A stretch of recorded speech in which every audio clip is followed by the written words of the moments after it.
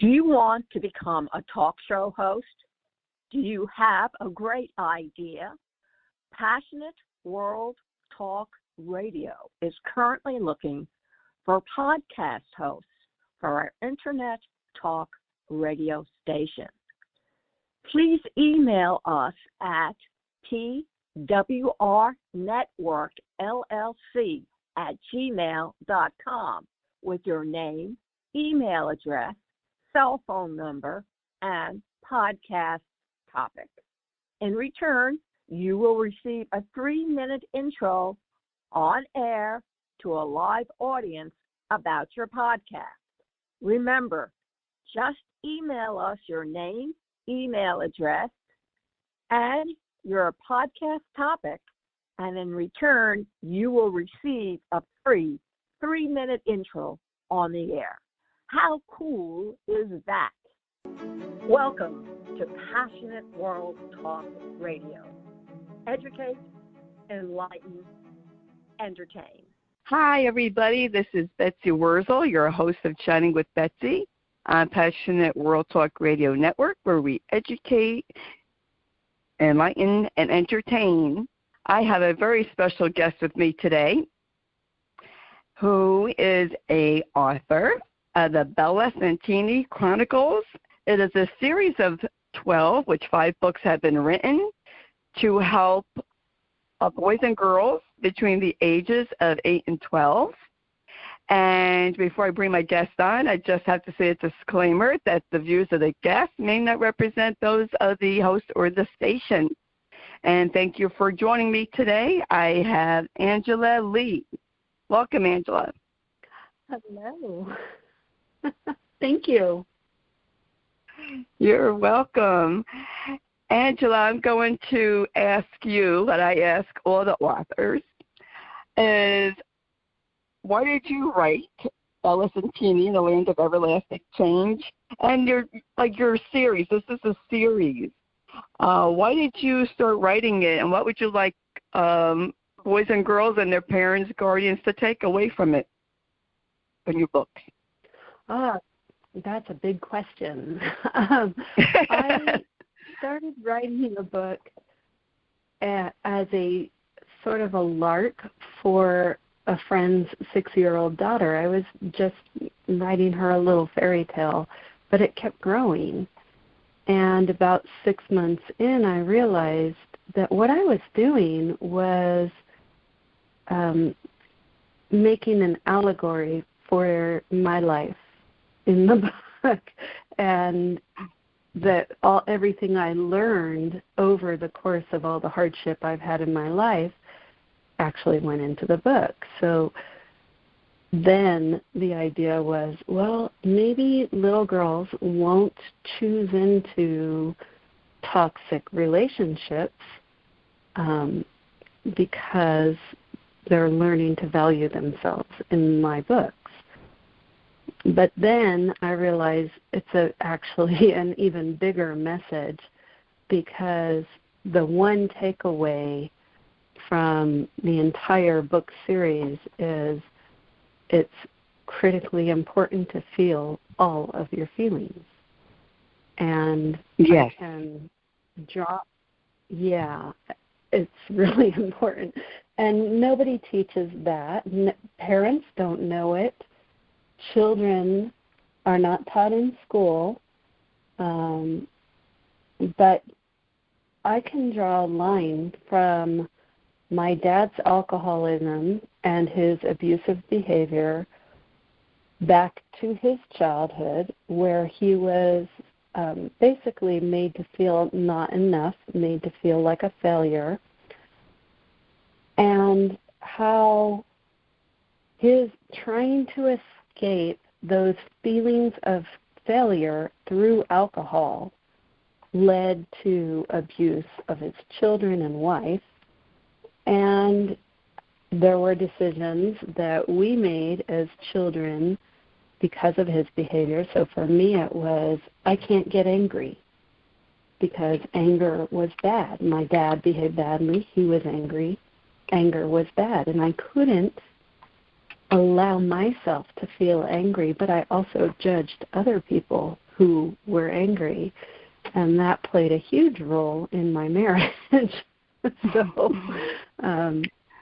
overall, I can draw a line from my father's childhood all the way through my children's childhood and say if at any one point, if any of us had learned to truly feel all of the emotions, whether we like them or not, a lot of pain could have been avoided.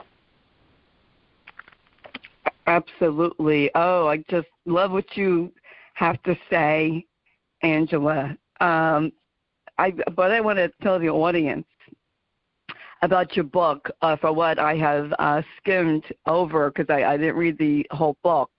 Is I told you earlier, I love the print. If you are visually impaired, like I have a visual impairment, this print is wonderful. I don't even have to take my glasses off as much to read it. I love where it has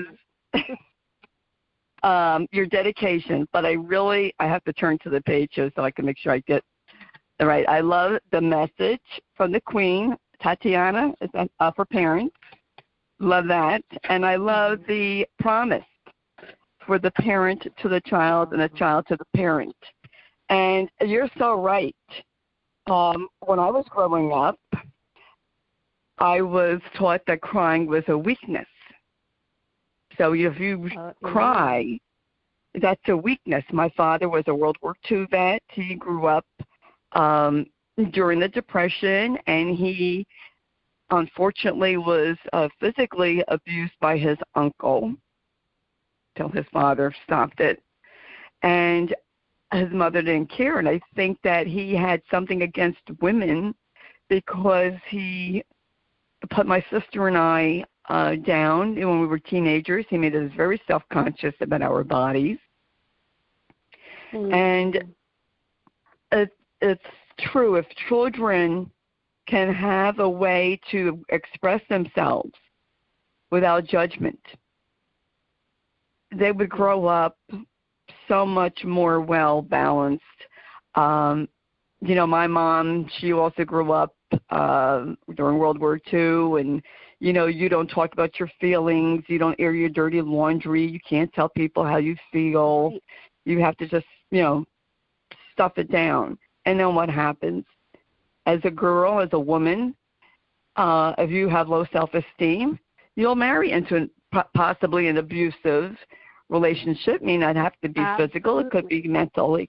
Because you feel, someone likes me as I am. I better, do what they say so I can keep them. And that's so true.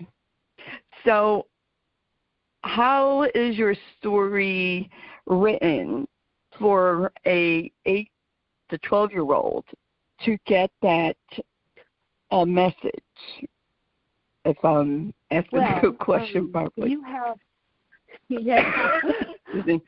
the beginning of the book, the first 6 or 7 pages, are a message from Queen Tatiana, the Queen of the Fairies, to parents so that they can get a deeper understanding of the messages for the kids in the book.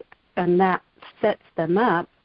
At the end of the book, there's book club questions, but they're truly designed for deeper conversations between parent and child. And so by having the message to parents in the front and the book club questions in the back, the design is to deepen relationships and open paths of conversation about difficult topics. How I get kids into the feelings is one of the chapters in the book, the main character and a friend have to, they're on a quest to recover a relic. And the path that they go takes them to an alternative dimension. In this particular world, the inhabitants are feelings. And so as these two intrepid travelers go through the hallways of this world, they are overwhelmed by different feelings as they're moving, as they run into a feeling. And because feelings are not visible, they don't know what's coming at them. So at one point, they are completely bogged down by sadness. And they're not, at that point, they're not in the mindset of, okay, how do I deal with feelings? They're just so completely in the bowels of depression that they can't even move. But the feeling of calm descends on them, and they're able to slowly pull themselves out of the depression by clinging to this calm feeling. And then they have a discussion between the two of them about, okay, well, we're here and we don't know what's coming. We can't rely on calm being there every time we need it, so we need to cultivate this calm inside of us, and how do we do it? And so they talk about different techniques, breathing techniques that help reset the body into a calm place. And then in book 2, there's a revelation that basically rocks the main character, Bella, completely off her center. And she has an emotional breakdown because of it. And in that particular chapter, the person that she's with is telling her, yes, you were abandoned. Yes, feel the feeling, but don't engage the feeling. If you can be a witness to your feeling, allowing it to flow without engaging or escaping, the feeling will flow, and that's the way to freedom. Oh, I like that. I wish there was books like this when I was growing up. I really do. I think it's helpful I know that the child, and the parents or guardians. I know that it's so important. Go ahead. Yeah. I would have made different choices if I had known what I wrote in the book when I was a teenager. Yes, me too. Same with me.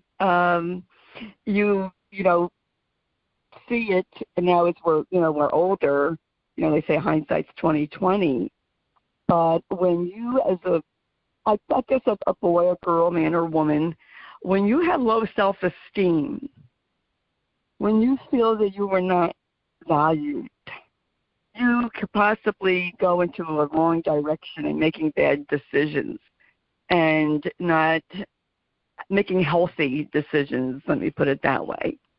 And back when I was younger, there were no counselors, really. There was no guidance counselors in grammar school, nobody to talk to. I couldn't even talk to my own parents. If I told my mom I was bullied, my mother told me it was my imagination because she didn't have to deal with it. Right. And it's, really a total invalidation of your feelings. Yes. I guess it's old school, Angela, smile and everything will go away, pretend that it's, okay. And, they put their head in the sand, and it shouldn't be. I really love books like yours that teach, values, that can open up the communication between a child and whoever they live with, whoever the adult is in that household. Yeah. Yes. And I think that's just amazing. Now, in your book series, do you pick a different theme for each story? Like a different really. feeling?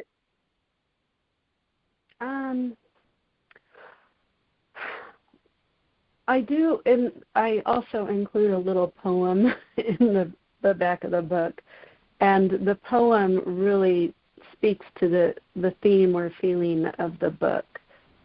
But I don't sit down and think I'm going to write about this. I sit down and write, and then I think, what is the whole? How does this all wrap up in a bow? What's the underlying theme?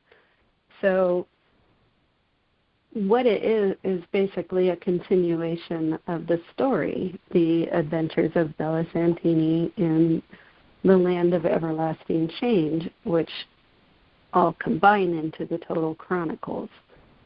So book 2, which should come out in about 6 weeks, is Bella Santini in the Troll War. And obviously there's some conflict going on. And then book 3, which is currently in the illustration phase. So waiting for drawings on that. And book 3 is Bella visits the dragon's lair. So each book is picking up where the last book ended and just furthering the adventures.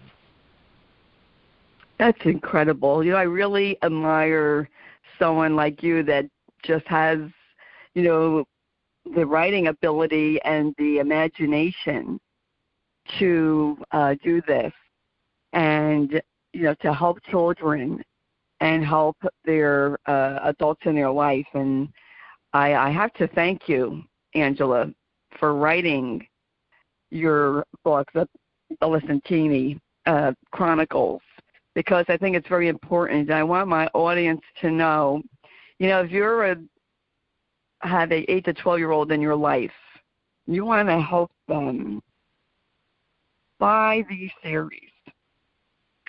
You will really appreciate what you're going to read. And you can have an open dialogue with the child in your life. It's so important, folks, to let children vent and let children tell you how they feel. I might sound like a broken record, but, I wasn't allowed to tell my parents how I felt. It's very important for that child to know they are loved unconditionally without what would you call terms. If you love judgment, them, it's that they do this without judgment. Yes. Yeah. Unconditional, and I just really can't impress that enough. I mean, if I had an 8 to 12-year-old in my life, I would definitely buy your series because I think I know it's that important. And I know that you mention a lot of times, suicide prevention.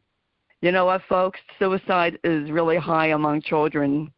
Depression, yes, children do get depressed, and we need to talk about it. And I like that you talk about what people think are taboo, but it really is not. And that's what, chatting with Betsy, I'll talk about. I have talked about these issues, and I'm very much a, mental health advocate. And, as a child myself, I had depression. So I know, what it's like.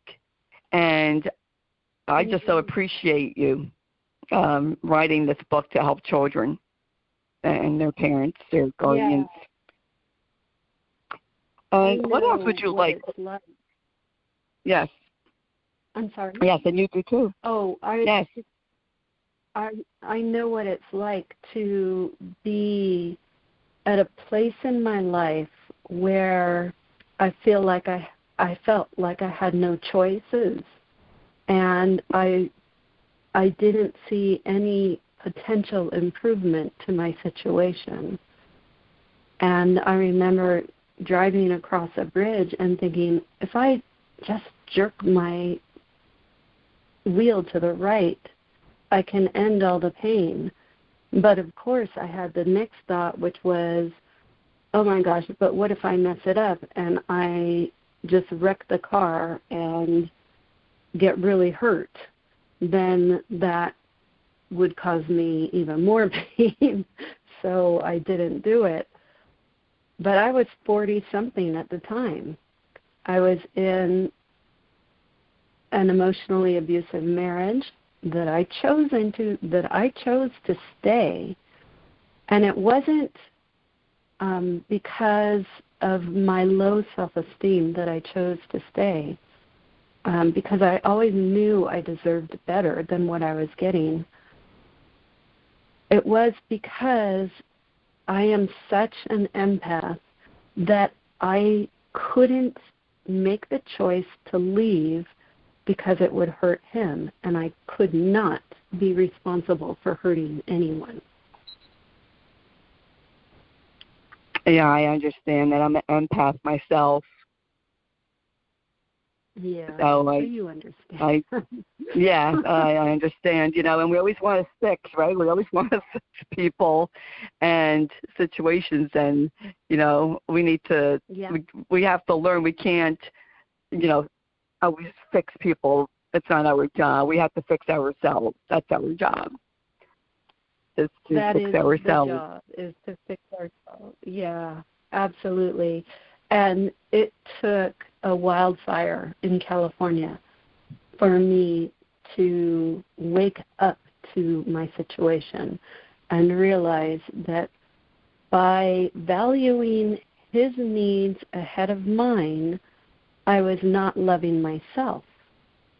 And self-love is the most important thing that you can do for yourself. Absolutely right. Yes, it took me 60 years to know that. Mm-hmm. Yeah, I was in my 50s before I did my first act of self-love, which was leaving that marriage. Yes, and Angela, a lot of times people think, why do they get, divorced after 20-something, 30-something years? That's because usually the woman, it could be the man, but usually I think it's the female that says, you know what, I didn't sign up for this, and I don't have to take this anymore, especially if it's an abusive situation. And I think as we get older, we start realizing, what's really important and how time is very short. And we have a right to happiness. We have a right to be loved. Absolutely. And to be valued. Yes. And we must start with loving ourselves. Yes, absolutely. Oh, I love you. That's yes, absolutely. I agree 100% and beyond. Is there anything else you'd like to tell the audience, Angela, about your books or anything, your media, how they can buy your books, where are they available? Excuse me. So my books are available through Barnes & Noble and Amazon online. They're not yet in many stores, but if the audience wants them from stores, they just have to ask the store to order it, and any store can order the books. So my goal is to get it stocked in stores, and just because my whole purpose with the book is to help parents and children, and the more I can sell, the more kids and parents get the information. Yes, absolutely right. I want to thank you, Angela Legh, for coming on, sharing about your book, why you wrote it. I think it's just excellent, and I really want to encourage my audience, go online to Amazon, go to Barnes & Noble online, and to, check out the books, because children, especially now with this pandemic, really are suffering with issues. There is a global mental health crisis among all ages globally. And as I just had to put this out there because I feel led to say this. If you're an adult, if you're a child, and you hear this and you need help, please reach out to someone. Please call a mental health professional, call your insurance, call your doctor, and seek professional counseling. There is nothing, and I want to repeat it out loud, there is nothing wrong with getting counseling. It's not a weakness. It's a sign of strength that you know that you need help. So please, you don't have to suffer alone. Please get help and find the help. I know in the U.S., you can call 211. I don't know about other countries because this is heard internationally, but at least get a hold of your doctor who can guide you.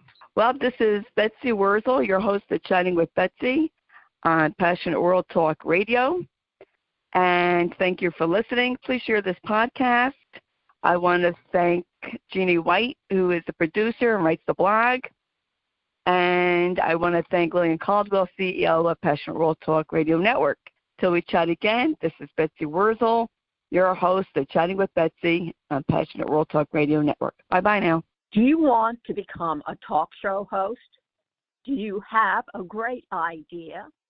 Passionate World Talk Radio is currently looking for podcast hosts for our Internet Talk Radio station. Please email us at twrnetworkllc@gmail.com with your name, email address, cell phone number, and podcast topic. In return, you will receive a 3-minute intro on air to a live audience about your podcast. Remember, just email us your name, email address, and your podcast topic, and in return, you will receive a free 3-minute intro on the air. How cool is that? Thank you for listening to Passionate World Talk Radio. You can listen to this program all over again by going over to https://passionateworldtalkradio.com. You can also hear it on Spotify, Spreaker, Amazon Alexa, AMFM247.com every Tuesday evening between 8 and 9 p.m. YouTube, Facebook Live, LinkedIn, and all the other podcast directories one can find on the Internet.